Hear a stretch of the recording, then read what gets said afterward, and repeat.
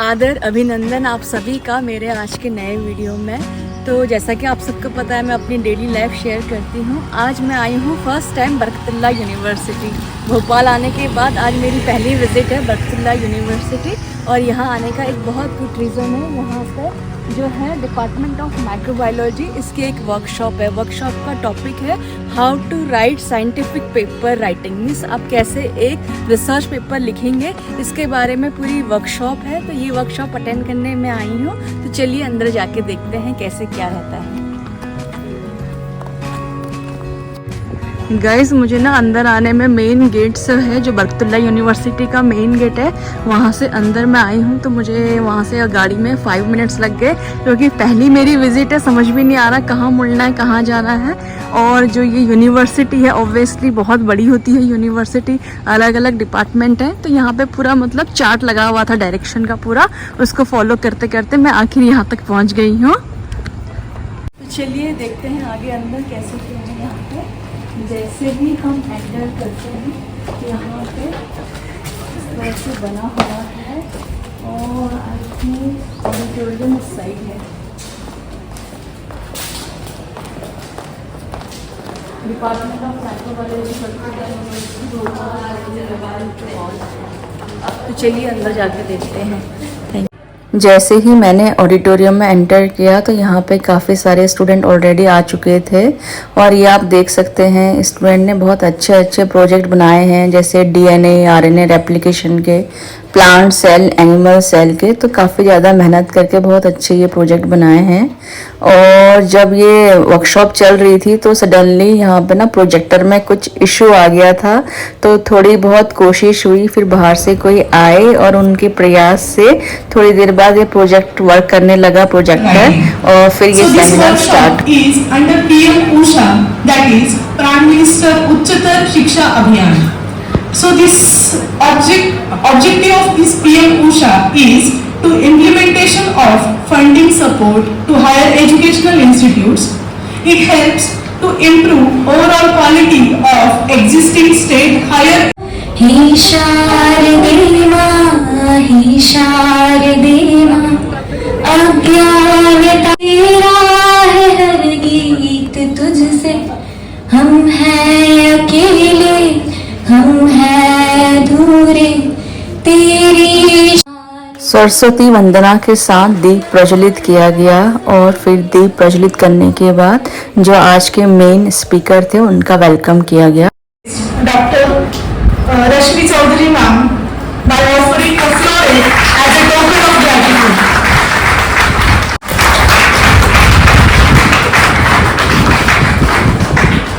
Felicitate Vipin sir by offering a floret.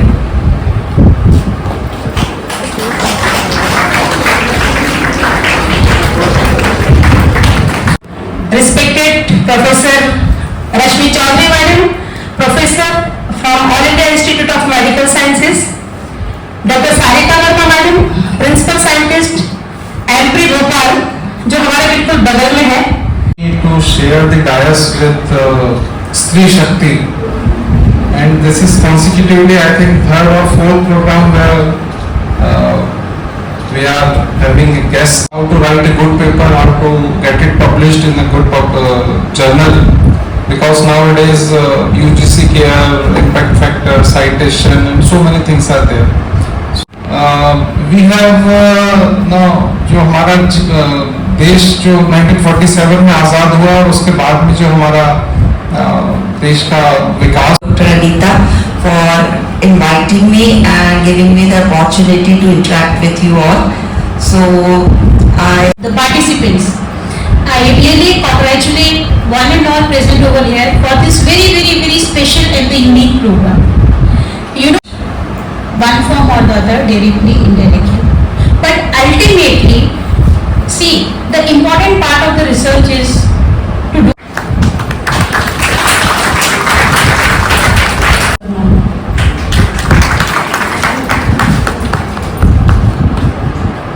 Offer a memento to Dr. Vipin Vyas.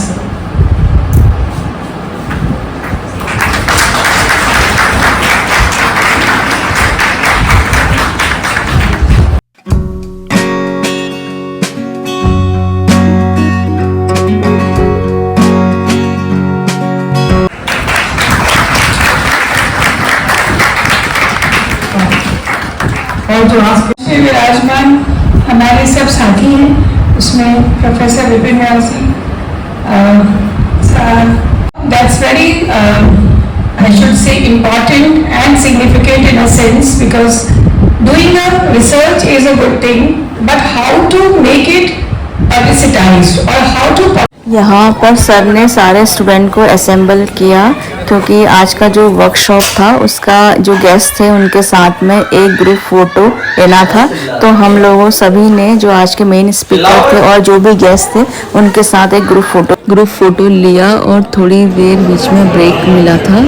और इस break में सभी को यहाँ पे नाश्ता प्रोवाइड किया। तो आप ये देख सकते हैं नाश्ते में हम लोग को सभी को जो भी आज के पार्टिसिपेंट थे सबको ये दिया। इसमें एक नमकीन है और एक थी यहाँ पे कचौड़ी और एक ये था बालूशाही और साथ में ढोकला और ये ठंडी ठंडी फ्रूटी।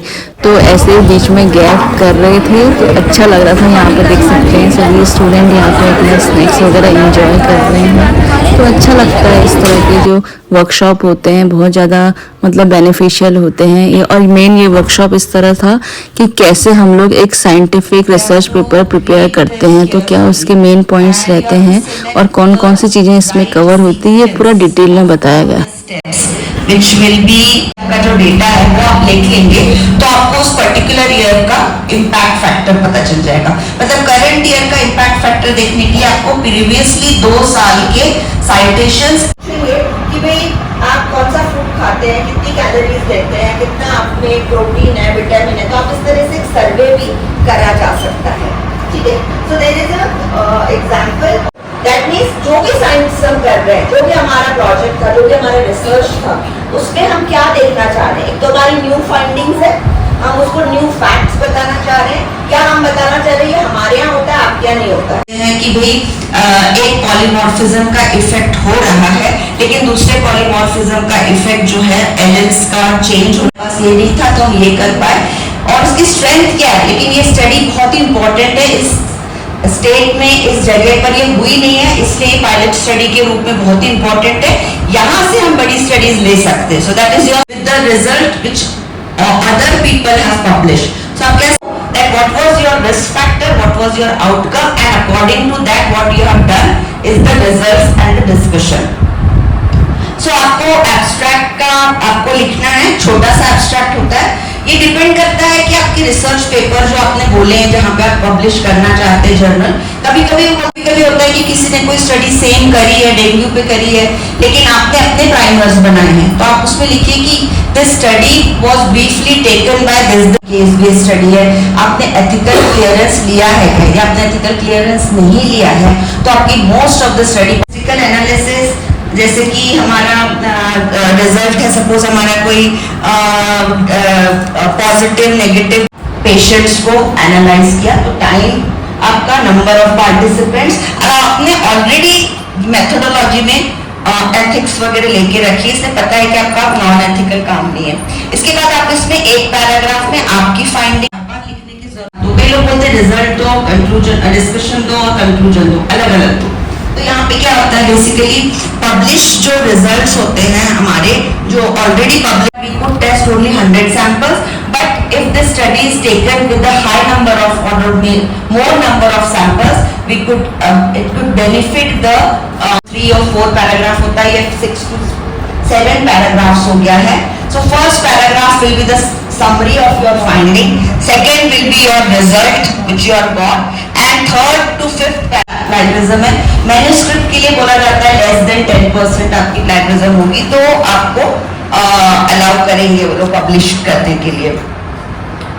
और इसके बाद MLA एक वो होती है हैंडबुक है, यदि आप चाहो तो इसको डाउनलोड करके आप पता कर सकते हो कि कैसे फॉर्मेटिंग करना है। एंड लास्ट पॉइंट जो होता है when you have written your final draft, that is your still it is your rough draft. आप एक दो लोगों को, अपने प्रोफेसर्स को, सबको पढ़ने दे सकते हो, उनके कमेंट्स दे सकते हो। डिस्कशन में प्रेजेंट टेंस में रिजल्ट आपके प्रेजेंट टेंस में मिले हैं आपको, तो जो ग्रामर है वो आपको बहुत ध्यान रखना है। So editing is always on the grammar side and revision is on your text side, whether you have how you have presented your data, statistical analysis क्या आपने लगाया है, वो आपको यदि रिवाइज करना हुआ तो वो रिवाइजेबल में आ जाए। सारे जो रेफरेंसिंग करी है वो एंड में बिल्कुल ठीक है कि नहीं, तो इसमें जो अपना सीक्वेंस बन रहा है अभी वो हमारा क्या बन रहा है, जो हमने प्री टेस्ट किया था आप लोगों ने किसी For your insightful overview, sorry, understanding the structure is crucial as it sets the foundation for scientific writing. Now, let us introduce our next speaker. Technology with specialization in polymer science and technology from Tezpur University, Tezpur.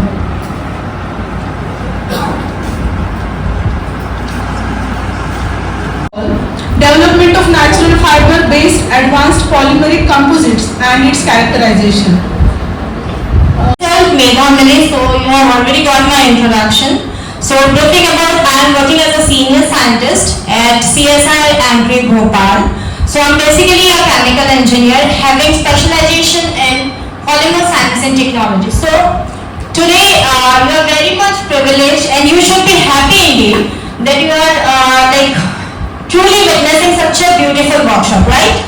So you have got the opportunity to hear such a good speaker before me. So even I feel privileged that I have got this opportunity to speak in front of you, right? So first of all, so I'll not start I'll not go intensive search, but the purpose of becoming certain. ठीक है, हम लोग research क्यों करते हैं?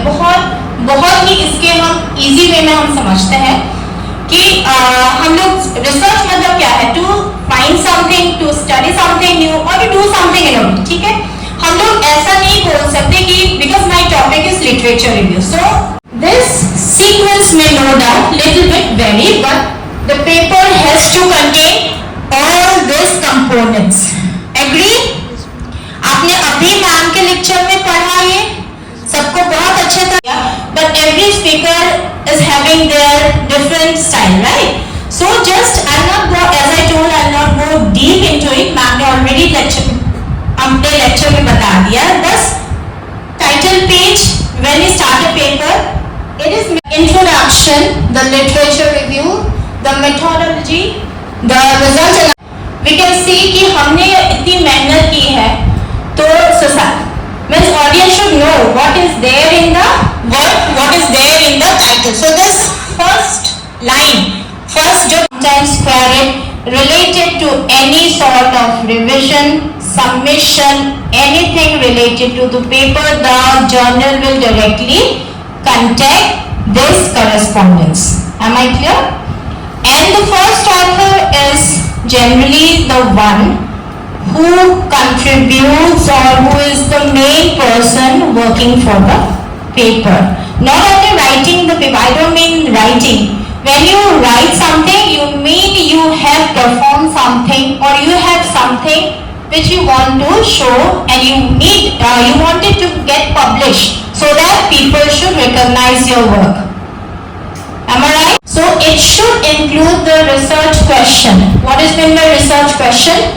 Means the problem which you all are studying, and it looks very beautiful. So this is another paper. ये भी हमारे ग्रुप का पेपर है. So in this you can see it, some papers means some journals ask for the graphical abstract also. It is not mandatory or it is not compulsory for all the journals. ठीक है? So next, what is this? Introduction. Introduction also previous you have got a very in-depth, है ना, क्या करते हैं क्या रहता है. So introduction मैम ने कहा कि वो बड़ा होता है, उसमें बेसिकली हम क्या क्या देते हैं, उसमें क्या चल को पढ़ना, and this is a very important part of all of you researchers. जितना हो सके I'll suggest, I'll advise, पढ़ाई करो. Means try to, जो भी आप जिस भी फील्ड में हो, कुछ भी आइडिया आता है, कुछ भी आपको लगता है, just go through the articles. And इससे मेरे प्रेजेंटेशन में I'll show you कि हम कैसे लिटरेचर रिव्यू कर सकते हैं. You all know, no doubt, but थोड़ी कैरेक्टराइजेशन टेक्निक, आप लोग हर डिफरेंट फील्ड के हो तो कैरेक्टराइजेशन टेक्निक थोड़े से वेरी कर सकते हैं, but the methods which we have used, the materials which we have used, and the characterization techniques which we have used, that we explain in this section of the paper. ठीक है, ये आपको right side में दिख रहा है, you can see this is the materials and methods, green color heading, little bit clear? ठीक है, तो उसमें हमने materials लिखा, suppose हमने अपने experiment is also the case कि हम लोग कैसे वो करते हैं, ठीक है, results and discussion, result देना और फिर उसको discuss करना, ठीक है. This is also one of the papers जिससे मैंने लिया है. So what do you mean by actually results and discussion? So इसमें हम लोगों ने, मैंने जैसे कि कहा कि हम लोग we use various characterization techniques, ठीक है. तो have you all heard about characterization techniques? So this is actually the left side water absorption की मतलब हमने ये भी एक तरह का टेस्ट किया जो हमने टेबुलर फॉर्म में, जो ऐसे ग्राफिकल फॉर्म में रिप्रेजेंट किया. We can also have in the form of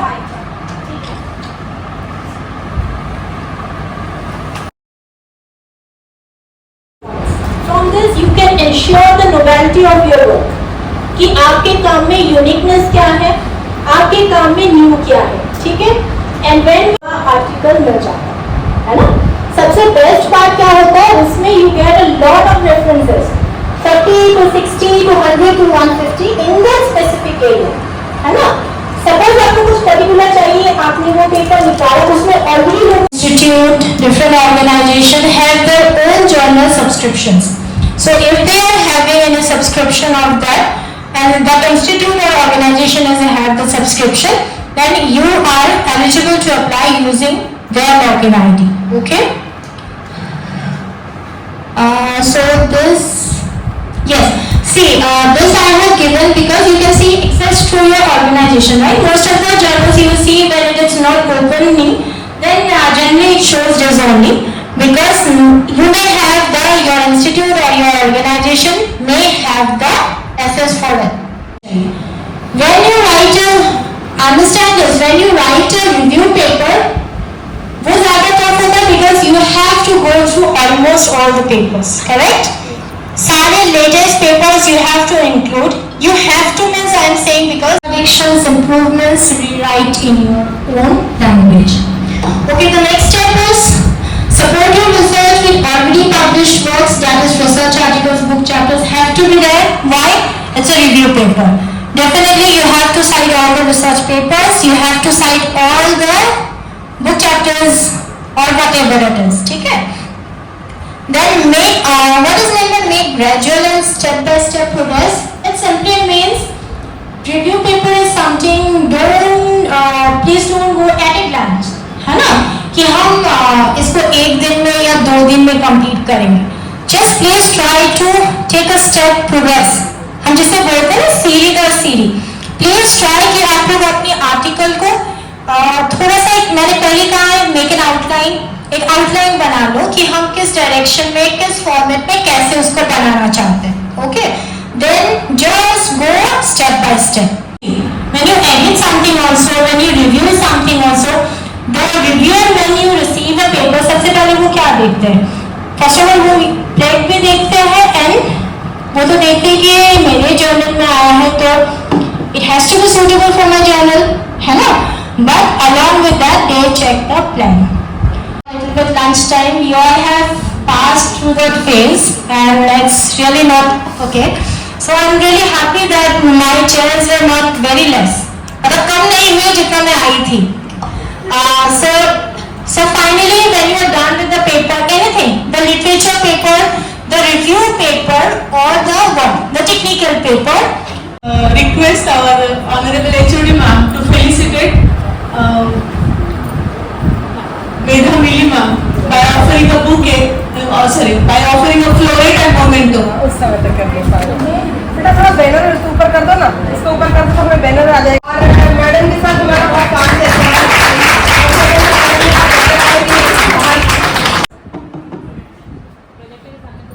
When we search a research paper, first of all, what we search for, it's the abstract, right? So when you write your abstract, the keywords plays a very important. Unlike up to 10 words, 7 to 10 words you can put in the keyword. ones. Or ये देखिए हम लोग मिलते हैं यहाँ के जो student हैं, ये है MSc थर्ड सेम के स्टूडेंट और इनका सब्जेक्ट है MSc माइक्रोबायोलॉजी के। तो हम स्टूडेंट से जानते हैं कि आज का जो ये सेशन था वो उनके लिए कैसे फ्रूटफुल रहा, क्या उन्होंने अपनी नई चीज़ सीखी है। तो बताओ बेटा, आपका क्या नाम है? मेरा नाम सुजीत है। सुजीत, Yes, अच्छा बताओ सुजीत, आज कैसा लगा आपको ये सेशन अटेंड करके, वर्कशॉप अटेंड करके? मैम ये काफ़ी इन्फॉर्मेटिव था। हमने यहाँ से बहुत कुछ सीखा कि कैसे हम लोग रिसर्च पेपर लिखेंगे, रिव्यू आर्टिकल को कैसे डेली लाइफ में हम लोग अडॉप्ट करें ताकि डे टू डे लाइफ में हम लोग अपडेट रहें चीज़ों को लेकर के। और फिर हम लोग कैसे लिखें, मैम ने इंकरेज किया हम लोगों को कि पेपर पढ़ के एक रिव्यू आर्टिकल कैसे लिख सकते हैं, पूरी फॉर्मेटिंग बताई, क्या क्या इंक्लूड करना है, किन किन चीज़ों पे हमें ध्यान देना है। तो हमने और बहुत सारी चीज़ें देखी। अच्छा, तो देखो सुजीत ने बताया कि उसके लिए आज का सेशन बहुत ज़्यादा फ्रूटफुल रहा। उसने ऐसा सीखा कि कैसे एक रिसर्च आर्टिकल या रिसर्च पेपर कैसे रिव्यू किया जाता है, कैसे क्या रहता है और कैसे उसको पूरा राइट किया जाता है। बेटा आप लोग, क्या नाम है आपका? मेरा नाम हिमांशु कुमार है मैम, MSc थर्ड सेम का स्टूडेंट हूँ। अच्छा, ये देखिए हिमांशु कुमार है, ये भी बरकतुल्लाह यूनिवर्सिटी में माइक्रोबायोलॉजी में MSc थर्ड सेम के स्टूडेंट हैं। बताओ बेटा, आपने आज क्या नई चीज़ सीखी? मैम आज इस वर्कशॉप से हमने सीखा कि मैम रिसर्च पेपर, जैसे हम लोग का अभी 6 मंथ का डिजर्टेशन होने वाला है, तो उसमें हम लोग जिस भी रिसर्च टॉपिक पे काम करें तो उसमें पब्लिश करना पड़ता है हम लोग को पेपर। तो मैम ये सेशन हमारे लिए बहुत बेनिफिशियल रहा कि हमने सीखा कि रिसर्च पेपर लिखते कैसे हैं या रिव्यू पेपर कैसे लिखते हैं, कंपाइल कैसे करते हैं, फॉर्मेटिंग कैसे करते हैं और उसको पब्लिश कराने के लिए कैसे इनिशिएटिव लेते हैं या वो जर्नल को कैसे अप्रोच करते हैं। मैम ये सारी चीज़ें कंपाइल करके हमें बहुत अच्छे से सिखाया गया कि सारा रिव्यू पेपर या रिसर्च पेपर पढ़ते कैसे, लिखते कैसे, ढूंढते कैसे। तो हमारे लिए बहुत यूज़फुल रहेगा आगे। अभी हम लोग MSc में, आगे हमें PhD करना है तो हमारे बहुत सारे रिसर्च पेपर पब्लिश करने होते हैं, रिव्यू पेपर लिखने होते हैं जो हमारे CV या हमारे जो एजुकेशनल बैकग्राउंड है उसमें बहुत हेल्प करते हैं। तो बहुत चीज़ें हम लोगों ने सीखा इसमें। देखिए हिमांशु ने बताया कि अभी जैसे वो अभी MSc कर रहे हैं, नेक्स्ट उनका प्लानिंग है कि वो PhD करेंगे। तो आज का ये सेशन उनके लिए भी बहुत ज़्यादा फ्रूटफुल रहा। बेटा आप? मेरा नाम सुफियान है। सुफियान, हाँ बोलो। थर्ड सेम का स्टूडेंट हूँ माइक्रोबायोलॉजी से। आज का सेशन बहुत ही इंफॉर्मेटिव था, जैसे कि सुजीत और हिमांशु ने बताया, सेम वही कंक्लूजन दूँगा मैं भी। और इन फ्यूचर अगर हम लोग एज अ PhD करते या फिर कोई फील्ड में रिसर्च करते तो हमारे लिए बहुत इंफॉर्मेटिव थी नॉलेज कि किस तरह से स्टार्ट करना है, उसकी एंडिंग है, बीच में क्या लिखना है, कैसे करना है, मेथडोलॉजी, मटेरियल कौन कौन से कहाँ यूज़ करना है। तो यही सब है बस। देखिए जैसा स्टूडेंट ने बताया कि रिसर्च पेपर मतलब रिसर्च क्या होती है, how to find new thing, how we can discover new thing, और कुछ हम नया क्या ढूंढ सकते हैं, कैसे उसको रिसर्च करके हम अपना मतलब आर्टिकल या फिर जो भी पेपर है प्रेजेंट कर सकते हैं, और कैसे अपना जो रिसर्च का ये वर्क है, अपनी ये मेहनत है लोगों तक ला के, ताकि उनका भी बहुत ज़्यादा बेनिफिट हो। तो ये सब चीज़ें हमने आज सीखी हैं, तो ये हम सब के लिए बहुत अच्छा रहा है ना बेटा? तो दोस्तों मैंने आज यहाँ की वर्कशॉप अटेंड करी है और जो काफ़ी फ्रूटफुल है। तो मुझे ऐसा लग रहा है शायद मेरी ये वीडियो देखने के बाद बहुत सारे स्टूडेंट या और भी जो लोग हैं रिसर्च में आगे जाना चाहते हैं उनको पता पड़ेगा कि किस तरह से एक रिसर्च आर्टिकल लिखा जाता है। तो बहुत ही अच्छे अच्छे पॉइंट्स बताए, थोड़े बहुत हमारे डाउट थे वो भी मैम लोगों ने क्लियर करे। तो आज का जो सेशन है बहुत ही बढ़िया रहा। तो मैं जल्दी मिलूँगी एक नए वीडियो में, तब तक के लिए बाय बाय।